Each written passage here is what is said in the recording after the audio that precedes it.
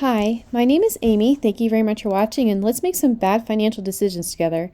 This is for entertainment purposes only, so if you're entertained, please like and subscribe. I'd really appreciate that. So, today I'd like to talk to you about cars and vehicles because I've been watching a lot of videos about vehicles and people making ridiculous car payments and making bad choices financially when they're making their choices. And I may not 100% agree with what these people that are reviewing these videos are saying, but mostly because I also have a high truck payment and I feel a little attacked. So let's go through this. My history is I actually didn't get my license until I was in my mid-20s when I came back from working abroad. And I was getting on my feet, so I asked my grandma if I could drive her van. And at that point, she was blind and wheelchair bound and never driving again, but I still asked nicely, and she said yes. But it was like the community van where everyone in the family was using it. It had been in a few accidents, so when I drove it, it was breaking down all the time. So I was averaging going to the mechanic like once a month, and then every visit it was like $300 to $500. And eventually I was like, it's been 6 months straight of me fixing this vehicle. I'm spending an average of $300 a month fixing this. Is there an option on the market for me to buy something, either used newer or new? And because of cash for clunkers, there really wasn't anything good used on the market at that time. But eventually, I found the Nissan Versa, and I bought it brand new for $13,000. And then I used it for 3 years. Also, even it was breaking down all the time. It wasn't reliable, but also I was getting my master's degree, and it involved me driving on a highway for an hour, and I just did not want to break down on the highway on an unreliable car. I just wanted to be able to get from point A to point B in a vehicle that was new, that had high gas mileage, that was very economic, and I could maintain it, and I would know what was going on. And it's under warranty, so if something broke, it would get fixed for much cheaper. So I bought it for $13,000, and then when I graduated from my master's degree, I started working in DC, and so I moved. I didn't need a car anymore, so I sold it to CarMax for $11,000, which is fine. And then, looking at the price range now, I would assume I can buy it for like $10,000. So if I bought it for $13,000 and a decade later I can sell it for $10,000, it really hasn't lost any value. It's maintained its value very well. But the trim that I bought was the most basic version. It's the version they show you in order for you to get the higher level ones, because there were no power windows, no power locks. It was very, very basic, and it's exactly what I needed at the time. So I think a lot of the times when we have these financial reviewers, they're very hardcore, like, you never have a car payment, you can't afford it, you need to get something that's $1,000. And it's like, I do not want to be at the mechanics. I do not want my car to break down on a highway when I'm going 80 miles per hour and get rear-ended and die. Okay? That's not my that's not my vibe. I would rather just buy something, have a little bit of a car payment, and if I had kept my car and I still needed to drive, in 10 years I could trade it in. And if I bought it for $13,000 and I could trade it in for $10,000, there's really no harm in me owning this car. But even if you go to CarMax, no, I don't want to make 10 minutes. Anyways, they don't even show cars that are less than $7,000 because they're old and unreliable.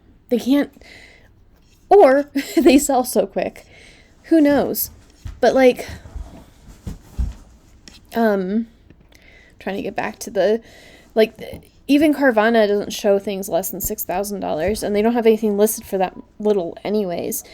And these cars are literally like, they don't even make Ford Focus anymore, which means that if something goes wrong with your Ford Focus, the parts are going to be kind of expensive because they have to special order it. So like, would you rather, and like, you can't really assume that something that has $100,000 is still, or 100,000 miles is reliable. You don't know, like, if it's been in little car accidents, what the maintenance was, like, was it taken care of before you had it? Also, these are a decade old, which means they don't have the safety features that newer cars have. So, they don't have the blind spot indicators, they don't have the lane assistance, they don't have adaptive cruise control, or the backup cameras, which, you know, save little kids' lives. So, to me, in the situation that I am, and my privileged self, because I'm not in, like, the most desperate of situations, like, of course you can buy a car at probably any price, $500, $1,000. If you're really in that much of a financial bind, then go for it and ride it until it absolutely dies. Sell it to the dump for $500. And by then, because you didn't have a payment, hopefully you've saved enough to have a safer, a more reliable vehicle. But for me, I don't want to die because I was being cheap. Okay? When it comes to cars, I hate driving, and I want to be in the safest thing that I can be in. And I want to have all of the new safety features, and I really want the self-driving Tesla, but I live in the mountains and it wouldn't have worked anyway. So I also, because I live on a farm and I actually use my truck as a truck, a lot of people buy more car than they need, which is unfortunate. But in my situation, just like in particular for me, being on a farm means that there's farm things that need to happen, like hauling hay and straw, and I take my own trash to the dump, and like there's just some things. I also recently got a few truckloads of mulch. I wouldn't have wanted to put mulch in a car. And my driveway is also really, really, really steep, so I needed all-wheel drive. So I wound up with a 23 Maverick Lariat, or Ford Maverick Lariat trim. And it's the Ford Maverick is actually one of the cheapest trucks that is sold in America. But not the trim I got. I upgraded for the leather seats because I live on a farm, and I assumed that if it was a fabric seat, it would get really nasty really quick. And now I own 4 dogs that are 100 pounds, and I would have regretted having the fabric seats. So, yeah, that's what happened with that. And I owe exactly what I owe on my car loan still is what I could sell it for. So I'm not like underwater with my loan. It was a 3-year loan. So, yeah, it was expensive, but now that I'm living out here, in 10 years when I go to sell it again, or like buy a new car, I'll have something to trade in. So hopefully my next truck, I'll be able to, I'll have the cash to pay for it. I'll be able to say, like, do you have any 0% financing?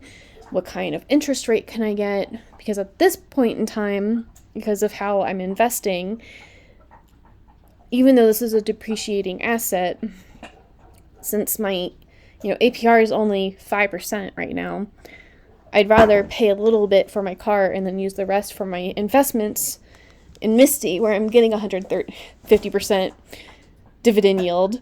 But that's just me and my risk tolerance. So I do acknowledge that this is a depreciating asset, but it's also an object that can kill others and kill you if you don't have the correct safety features. So I think I'm going to get stuck on that, where there's other things to consider besides just the cheapness of it.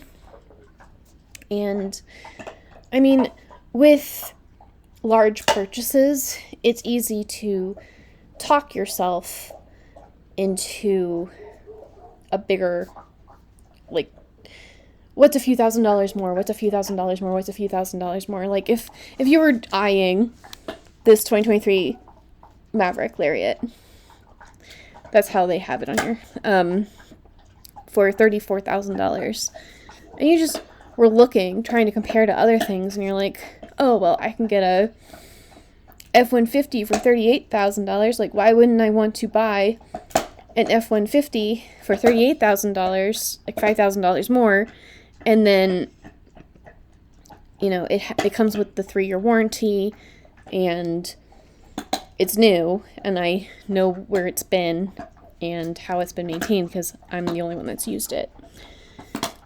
Just for example, but like, there are cheap options that are comparable to what you would actually want to buy for a used car. Because I feel like people say, like, hey, if you wait a few years, like, they don't want, I don't want a car that's a decade old. But if it's like, okay, well, this was $50,000 to begin with, and now the value is half, and I'll buy it, it's only, 6 years old, and then I'm like, okay, well, this is $20,000. Can I get something new that's comparable? And, the Versa is more expensive than when I bought it, but it's still only $17,000. And, if you're just driving it around town, do you really need anything more than this? It gets 40 miles per gallon highway. That's still pretty good, I think. So, anyways, that's just my opinion. But really do be careful about the whole, like, talking yourself into $5,000 more, whatever. Because, like, a $10,000 loan for 3 years at 6% is $304,000. But double is, unsurprisingly, double. So, even if you can afford the $600 payment, do you really want to have the $600 payment? So, I'm just putting all of this out there. Also, I really hope that you all enjoyed the video yesterday, because I worked really hard on it. And I want to listen to the songs all the time, because I had to listen to it so many times to do the music video. So I actually signed up for Fresh Tunes, and I'm going to publish it if it passes moderation. So I'll let you know. And I also created a YouTube channel called Finance Philharmonics. And I will put the link in the description down below, where I'm going to put the singles from what I did yesterday, and then I'll create some more, because it was really fun creating the songs on Suno. And it's really nice to be able to write out, like, the paraphrase of what I want to say, and then have ChatGPT create the actual lyrics, and then just paste the lyrics into Suno, and then get some cool music out of Suno. So, it won't have the high-level videos, because it's expensive, and they're 5 seconds long, and it's a time suck. So, anyways, that is my rant for cars.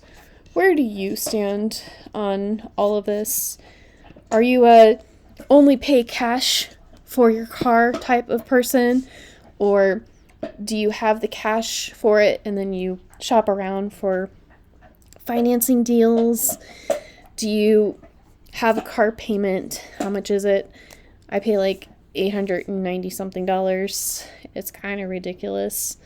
So, but it's only a 3-year loan, and as of March 2026, that's my last payment, and then I'll own it for the next 10 years, and then I'll have a car that I can trade in, and it's new, and I'm the only one that's ever used it. It's never been in an accident, so hopefully, and I've never had any issues with it, so yet. But even if I did, it comes with the warranty, which, some of the newer used cars also come with some kind of a warranty. So, like, that might be the difference between, like, a $2,000 car that you buy from Facebook Marketplace and a $10,000 car you buy from a dealership. So, it's just that once you get to certain high mileages, then expensive things go wrong with the car, and it's routine that they have to be replaced, but people get rid of that asset before the expensive thing has to be replaced, and then it's just playing hot potato until someone's very unlucky, and then all of a sudden they have to spend a few $1,000s on a new transmission. So anyways, this is my opinion on cars, and I will talk to y'all later. Bye.